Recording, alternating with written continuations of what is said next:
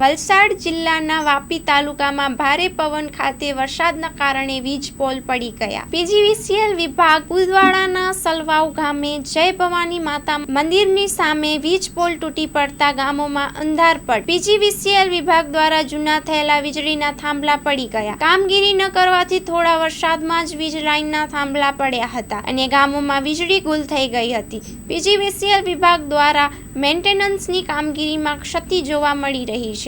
જો વીજ વિભાગ દ્વારા આ જૂના થયેલા થાંભલાઓ જો સમયસર બદલવામાં આવતા હોય તો આવી દુર્ઘટના ન બને। બીજા થાંભલા જૂના થઈ અને લટી ગયા છે એમનું પણ હાલે મેન્ટેનન્સ કરવું જરૂરી છે। Report by Jitendra Mahavanshi, Vapi.